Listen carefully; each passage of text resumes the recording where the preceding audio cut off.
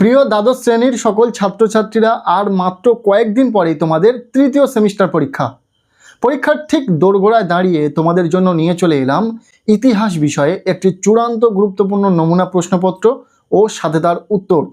এই নমুনা প্রশ্নপত্রে থাকা প্রতিটা প্রশ্ন পরীক্ষার জন্য ভীষণ গুরুত্বপূর্ণ, পরীক্ষাতে আসার মতো প্রশ্ন। কাজেই তোমরা যারা ইতিহাস পরীক্ষাতে দুর্দান্ত ফলাফল করতে চাইছো, অবশ্যই এই নমুনা প্রশ্নপত্রে থাকা প্রতিটা প্রশ্ন উত্তর সহ খুব ভালো করে দেখে রাখো। প্রশ্নপত্রের শুরুতেই রয়েছে সঠিক উত্তরটি নির্বাচন করো। এখানে 40টি এমসিকিউ টাইপ প্রশ্নের উত্তর লিখতে হবে। প্রতিটি প্রশ্নের মান 1 নম্বর করে, টোটাল 40 নম্বর। প্রথম প্রশ্ন, দুয়ার্তে বারবোসা কোন দেশের পর্যটক ছিলেন? উত্তর হবে পর্তুগাল, অর্থাৎ রাইট আনসার অপশান ঘ। এরপর দ্বিতীয় প্রশ্ন, পারস্যের পর্যটকের নাম হলো, এই অপশানগুলির মধ্যে সঠিক উত্তর হবে অপশান গ, আব্দুর রাজ্জাক। পরের প্রশ্ন, নিকোলো কন্টি কোন দেশের পর্যটক ছিলেন? উত্তর হবে ইটালি, অর্থাৎ রাইট আনসার অপশান খ। পরের প্রশ্ন, নয়া সাম্রাজ্যবাদ কথাটি ব্যবহার করেন অ্যাডাম স্মিথ, লেনিন, হবসন নাকি ডেভিড টমসন? উত্তর হবে অপশান ঘ, ডেভিড টমসন। এরপর 4 নম্বর প্রশ্ন, বাহমনি রাজ্যে দেশীয় অভিজাতদের বলা হতো? উত্তর হবে অপশান গ, দাক্ষিণাত্য। এরপর 6 নম্বর প্রশ্ন, বানিহাটির যুদ্ধে একটা পক্ষের নাম, কোন কোন পক্ষের যুদ্ধ হয়েছিল তার মধ্যে ইটালি কি রয়েছে, পর্তুগাল, বঙ্গদেশ নাকি বিজয়নগর? এগুলির মধ্যে কোনো একটি পক্ষের নাম রয়েছে কি? হ্যাঁ, উত্তর হবে বানিহাটির যুদ্ধে একটি পক্ষ হলো বিজয়নগর, অর্থাৎ অপশান ঘ ইজ দ্য রাইট অ্যান্সার। এরপর 7 নম্বর প্রশ্ন, কবির শিষ্য ছিলেন? উত্তর হবে অপশান ঘ, রামানন্দের। 4 নম্বর প্রশ্ন, দোহা রচনা করেন, ভীষণ ইম্পর্টেন্ট প্রশ্ন, উত্তর হবে কবির। 9 নম্বর প্রশ্ন, সুফিরা হঠযোগ শিখেছিল নাথপন্থীদের কাছে, অর্থাৎ রাইট আনসার অপশান গ। এরপর 10 নম্বর প্রশ্ন, সুফিবাদে শিষ্যকে কি বলা হতো? উত্তর হবে মুরিদ। এরপর 11 নম্বর প্রশ্ন, ভারতে চিস্তি সম্প্রদায়ের প্রতিষ্ঠাতা ছিলেন মঈনুদ্দিন চিস্তি, অর্থাৎ রাইট আনসার অপশান ক। পরের প্রশ্ন, বাংলার ভক্তি আন্দোলনের প্রাণ কেন্দ্র বলা হতো? উত্তর হবে নবদ্বীপকে। ভীষণ ইম্পর্টেন্ট প্রশ্ন, পরীক্ষাতে আসতে চলেছে, খুব ভালো করে দেখে রাখো। এরপর 13 নম্বর প্রশ্ন, চৈতন্য চরিতামৃত গ্রন্থটি রচনা করেন? উত্তর হবে কৃষ্ণদাস কবিরাজ, অর্থাৎ অপশান ক ইজ দ্য রাইট অ্যান্সার। এরপর 14 নম্বর প্রশ্ন, মাহমুদ গাওয়ান কোন শাসকের মন্ত্রী ছিলেন? উত্তর হবে তৃতীয় মোহাম্মদ শাহ, অর্থাৎ সঠিক উত্তর অপশান ঘ।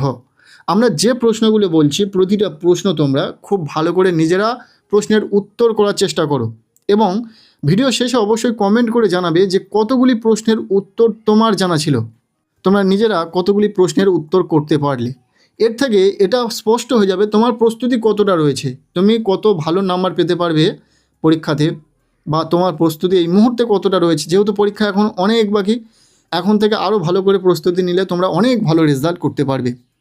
পরের প্রশ্ন, বানিহাটির যুদ্ধ হয়েছিল কত খ্রিস্টাব্দে? উত্তর হবে 1565 খ্রিস্টাব্দে। নেক্সট প্রশ্ন, বাহমনি বংশের অন্যতম শ্রেষ্ঠ সুলতান কে ছিলেন? উত্তর হবে অপশান ক, তাজউদ্দিন ফিরোজ শাহ, অর্থাৎ সঠিক উত্তর অপশান ক। পরের প্রশ্ন, সঙ্গম বংশের শেষ রাজা ছিলেন? উত্তর হবে অপশান ক, দ্বিতীয় বিরূপাক্ষ। পরের প্রশ্ন, এরপর প্রশ্নপত্রে 18 নম্বর প্রশ্ন, বিজয়নগর রাজ্য প্রতিষ্ঠিত হয় কত খ্রিস্টাব্দে? উত্তর হবে 1336 খ্রিস্টাব্দে, অর্থাৎ সঠিক উত্তর অপশান ক। এরপর 19 নম্বর প্রশ্ন, অমুক্ত মাল্যদা গ্রন্থটির ভাষা হলো বাংলা, মারাঠি, সংস্কৃত নাকি তেলেগু? কোনটা হবে? উত্তর হবে তেলেগু, অর্থাৎ সঠিক উত্তর অপশান ঘ। পরের প্রশ্ন, দক্ষিণ ভারতে বাহমনি রাজ্য প্রতিষ্ঠা করেন কে? উত্তর হবে আলাউদ্দিন বাহমান, অর্থাৎ সঠিক উত্তর অপশান ঘ। এরপর 21 নম্বর প্রশ্ন, ইনকা সভ্যতা ধ্বংস করেন? উত্তর হবে এখানে থাকা অপশান গ, ফ্রান্সিসকো পিজারো। ভীষণ ইম্পর্টেন্ট একটি প্রশ্ন। এরপর 22 নম্বর প্রশ্ন, ইন্দোনেশিয়া কোন ইউরোপীয় শক্তির উপনিবেশ ছিল? উত্তর হবে ইংল্যান্ড। পরের প্রশ্ন, পর্তুগিজরা ব্ল্যাক গোল্ড বলতো, এটা আশা করছি প্রত্যেকেরই জানা এই প্রশ্নের উত্তর হবে গোলমরিচকে, অর্থাৎ সঠিক উত্তর অপশান গ। নেক্সট প্রশ্ন, পূর্ব ভারতীয় দ্বীপপুঞ্জের অপর নাম কি? Singapore, Cambodia, Myanmar, east Indies, কোনটা হবে? উত্তর হবে ইস্ট ইন্ডিজ। এরপর 25 নম্বর প্রশ্ন, নতুন বিশ্ব নামকরণ করেন কে? এটা আশা করছি তোমাদের প্রত্যেকেরই জানা।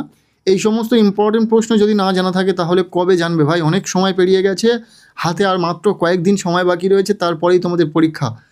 অবশ্যই করে খুব ভালো করে পড়াশোনাটা করো।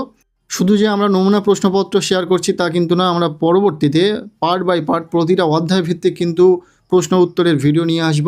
কোন প্রশ্নগুলো ইম্পর্টেন্ট রয়েছে প্রত্যেকটি অধ্যায় থেকে বাছাই করা, একদম চিরুনি তল্লাশি করে সেই প্রশ্নগুলি তোমাদের সামনে উপস্থাপন করব। খুব ভালো করে পড়ে নিলেই কিন্তু খুব ভালো রেজাল্ট করতে পারবে। খুব তাড়াতাড়ি পরপর ভিডিওগুলি আসছে, তাই যারা নতুন রয়েছে চ্যানেলে অবশ্যই চ্যানেলটিকে সাবস্ক্রাইব করে রাখো। যাই হোক, নতুন বিশ্ব নামকরণ করেন আমেরিগো ভেসপুচি। পরের প্রশ্ন, অবাধ বাণিজ্য নীতির একজন প্রবক্তা হলেন? উত্তর হবে অ্যাডাম স্মিথ, অর্থাৎ সঠিক উত্তর অপশান খ। পরের প্রশ্ন, ম্যাকাও বন্দর অবস্থিত চীনে, জাপানে, ইংল্যান্ডে নাকি ফ্রান্সে? উত্তর হবে চীনে। এরপর 28 নম্বর প্রশ্ন, ইম্পেরিয়ালিজম এ স্টাডি গ্রন্থটি লেখেন? উত্তর হবে হবসন, অর্থাৎ সঠিক উত্তর অপশান ক, জে এ হবসন। 29 নম্বর প্রশ্ন, টিউটনিক জাতির অংশ হলো? উত্তর হবে জার্মানরা। এরপর 30 নম্বর প্রশ্ন, গন্ডামার্কের সন্ধি হয়েছিল কত খ্রিস্টাব্দে? উত্তর হবে 1879 খ্রিস্টাব্দে, অর্থাৎ সঠিক উত্তর অপশান গ। 31 নম্বর প্রশ্ন, মনেরো নীতি প্রণয়ন করে কোন দেশ? ইংল্যান্ড, চীন, মার্কিন যুক্তরাষ্ট্র নাকি জাপান? উত্তর হবে মার্কিন যুক্তরাষ্ট্র। 32 নম্বর প্রশ্ন, কঙ্গো ফ্রি স্টেট গঠনের প্রস্তাব ছিল কোন দেশের? ব্রিটেন, ফ্রান্স, জাপান নাকি বেলজিয়াম? উত্তর হবে বেলজিয়াম। এরপর 33 নম্বর প্রশ্ন, ইয়ান্দাবুর সন্ধি হয়েছিল কত খ্রিস্টাব্দে? উত্তর হবে 1826 খ্রিস্টাব্দে, সঠিক উত্তর অপশান ক। পরের প্রশ্ন, ইন্দোনেশিয়া কোন ইউরোপীয় শক্তির উপনিবেশ ছিল? ইংল্যান্ড, ফ্রান্স, স্পেন নাকি হল্যান্ড? উত্তর হবে হল্যান্ড, অর্থাৎ সঠিক উত্তর অপশান ঘ। 35 নম্বর প্রশ্ন, প্রথম ভারতীয় ICS এর নাম হলো সত্যেন্দ্রনাথ ঠাকুর, অর্থাৎ সঠিক উত্তর অপশান ক।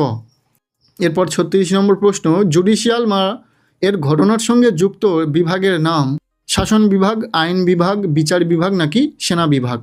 উত্তর হবে বিচার বিভাগ।